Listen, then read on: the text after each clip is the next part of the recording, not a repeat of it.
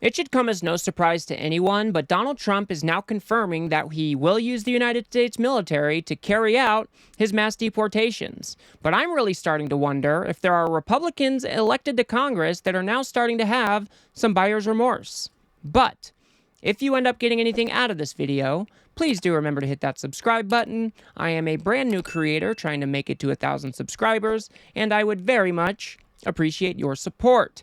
Now, when it comes to a second Trump administration, one of the most worrisome parts to me is mass deportations. This is something that I've covered in several videos before. Not only do I think it is going to have devastating consequences for our economy, but I also think the human pain and suffering that is going to be inflicted on our country is going to be catastrophic. That's why it's even more concerning that Donald Trump is now doubling down on his idea to use the United States military to carry out these insane plans. This morning, President-elect Trump signaling a major move on immigration, responding true to a post on his social media platform, saying he will declare a national emergency and use military assets for a mass deportation program, a program he pledged to implement during his campaign, which focused in part on immigration and the southern border. The Republican platform promises to launch the largest deportation operation in the history of our country. And he's promised to use the military as enforcement in the past. We must use any and all resources needed to stop the invasion, including moving thousands of troops currently stationed overseas. I think this is a profoundly terrible idea. To think that we are going to take our military troops that are stationed overseas and bring them back here to fight your crazy crusade against undocumented immigrants, I think you're going to be putting more American lives at risk. America at large will be a little less safe because we do not have the military readiness if you're removing those troops from our bases. And to think that this is going to have no negative impacts at all is a delusional thought. But it doesn't seem like Donald Trump has thought through any of these things at all. He just has some weird infatuation with rounding up a whole bunch of brown people and shipping them out of the country. But we are now starting to see the cracks in some of the Republican Party, maybe starting their way to walking back these mass deportations. I mean, just listen to Tony Gonzalez here talk about who we should be deporting. If we're going after the guy that's picking tomatoes or the nurse at the local hospital and we're not going after the convicted criminal, then our government has failed us.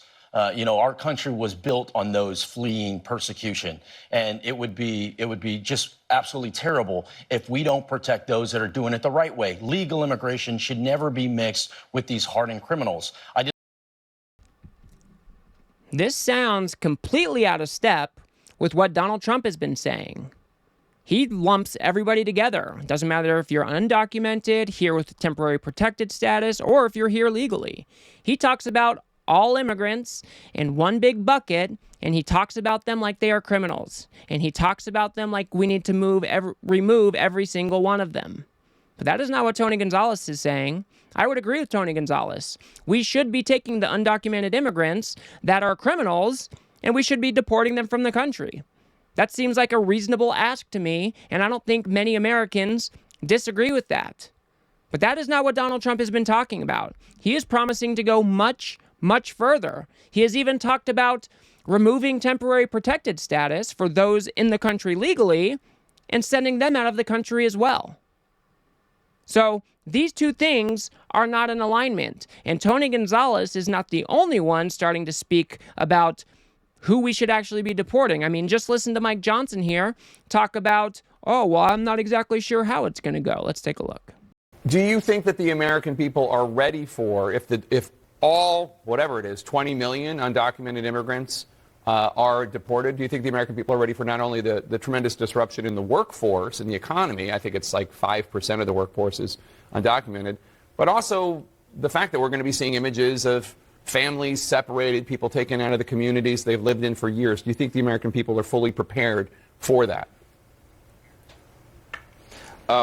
I'm not sure that's what's going to happen, Jake. I think what the president's talking about is beginning with the dangerous persons that we know are here. There are criminals, known criminals. There are known terrorists in the country. There are some who have been apprehended for committing violent crimes after they come across the border illegally. So you start with that number. You got, by some counts, as many as 3 or 4 million people that fit that category.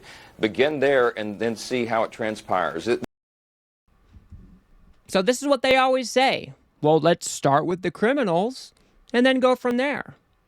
But it doesn't sound like Mike Johnson is willing to commit to rounding up 10 or 20 million people.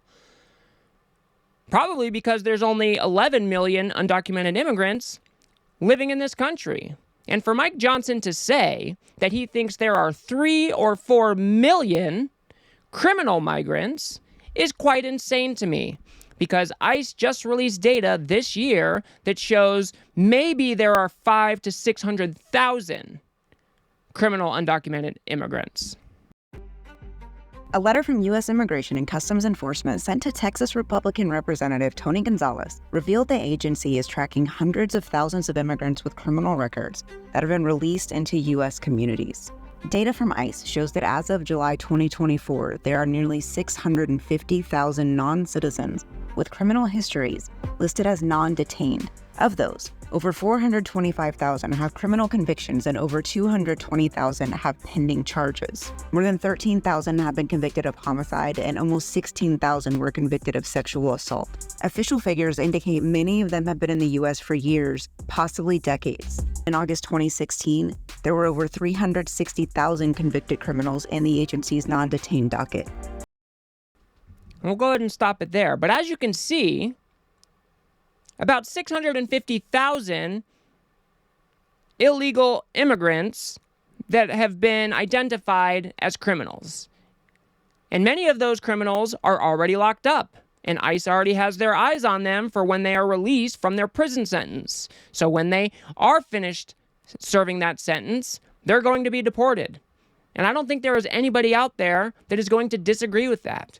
If you come into this country undocumented and then you commit crimes, maybe you shouldn't be allowed to stay here. Again, nobody is arguing this. But again, Donald Trump is talking about going much, much further. What about the Haitian immigrants in Springfield, Ohio? He threatened to remove their temporary protected status and kick them out of the country. What about all of the people who are here seeking asylum and are here legally? He's talked about kicking those people out as well. But as we can see, people like Tony Gonzalez and Mike Johnson aren't so clear that that is the best move forward. Let's listen to another clip here from Tony Gonzalez. And so our message has to be one of positive if we want to hold on to these gains. If the message is we're here to deport your abuelita, that's not going to work well. It has to be one of holding these hardened criminals accountable. But that is the message from the Trump administration. They are doing mass deportation. Pack your bags. You heard Tom Homan say that. Now, they have said they will deport criminals first, but they've also said everyone else. There are 11 to 13 million undocumented workers in this country. So how does this work? How do you convince them to let people who are picking fruit stay? Now, I don't exactly see it the exact same way. Months ago, I reached out to ICE and I asked for empirical data on how many convicted criminals are in our country. The number is hundreds of thousands. More than 600,000. It's absolutely mind-boggling. So how do you even round them up? How do you have the manpower to even do that? That's where we need to focus. We need to focus. I'm talking about the convicted criminal aliens that keeps all Americans safe. We need to put all our time, all our energy into that. And you do that by making sure that these task forces have the resources they need. You pull local, state, and federal resources to go after these criminals. You find them, you deport them, and you also have to do some other things too. Now, to Tony Gonzalez's credit, at least he got the numbers of criminal migrants in the country correct. He was the one who actually requested that data from ICE. So at least he is living in reality. But he is also still talking about rounding up criminals. He's not talking about rounding up grandmas or your aunts and your uncles. But people like Tom Homan sure are. He said that families should just be deported together. And what if you have somebody who was born in the country, but their parents are undocumented? He said, well, they can just get deported together as well. So there is a severe misalignment on what some Republicans think versus what Donald Trump has been promising. But now that he is promising to use the United States military to carry out his plans, it seems like it's going to be a whole lot more than these criminal elements of the undocumented community. So who is right here and who is bluffing? I don't think Donald Trump is competent enough to deport millions upon millions of people, but he surely will cause a whole lot of pain and suffering along the way if he is focused on his infatuation. But again, even Mike Johnson is still not exactly sure what the plan is. And I think that should be concerning for each and every American, because Donald Trump was light on the details before he got elected, and he still hasn't outlined a clear plan forward. And that's a problem for all of us. Is he just going to go play it by ear and start doing what he needs to do to round up brown people like ad hoc, or how's that going to all work? Let's listen to Mike Johnson. So the promise is really to get rid of all of them. I'm not saying my position on it one way or the other, but it's more than just the criminals we're talking. Well, look, I'm not sure what the specific promise is. I know the president said that he wanted to engage in the largest mass deportation effort probably in history, because that is what is called for. I mean, you admitted yourself that it may be as many as 20 million undocumented persons, illegal aliens in the country. So this is a concern of communities all across America, not just the big cities, but rural areas as well, because they've been sent all over the nation. We need to send a message to people around the world that the open door is now being closed. And so again, he's speaking out of both sides of his mouth. He's saying, well, of course, we should just focus on the criminals and make sure that our communities are safe and we're getting the criminal element out. But then he's also saying, well, I don't really know what the plan is, and maybe we do need to carry out the largest mass deportation plan in history. It's not making a whole lot of sense. It's starting to sound more and more likely that there are Republicans that have been elected to Congress that are not in alignment with Donald Trump. And furthermore, I think it is more likely that the American people are out of step with Donald Trump as well. Because if you look at polling data, the idea of mass deportation polls between 55 and 60%. But if you break it down and you ask people different scenarios about who and who should not be deported, those numbers come way, way down. And there's only about 20% of this country that think that all of these people need to go back to their country.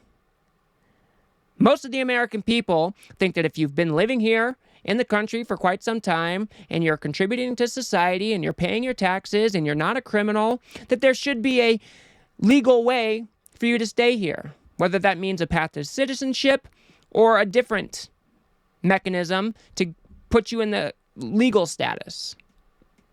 But most Americans are not down with rounding up families, rounding up grandparents and aunts and uncles together and shipping them back to their country. Most Americans are not down with that. And I think Donald Trump is going to severely overplay his hand by claiming that he has some major mandate to deport millions upon millions of people. Now, if he wants to deport the 500,000 to 600,000 criminal migrants, go for it. But he's promising to go much further than that, and the American people are not down with that. So we need to keep our eye on this stuff. We need to make sure that we are pointing out the wrongdoings of the Trump administration when they get into office. And the American people need to make it known that we are not interested in rounding up families, rounding up babies, rounding up children and their parents, and sending them back to a country they may have not even known. That should be our number one priority. And we need to work against this Trump administration, because I have a feeling this is going to be one of the largest stains on our country, and it's all at the behest of Donald Trump. I'll leave it there for now. If you guys got anything out of this video, please do remember to smash that like button and subscribe. Maybe share it with a friend or two. I'd very much appreciate that. Like I said, I am trying to reach 1,000 subscribers before the end of the year, and I would very much appreciate your support. If you want to see how mass deportations could impact our economy and the housing market and things like that, go ahead and watch that video on the screen now. Otherwise, I'll see you guys on the next one.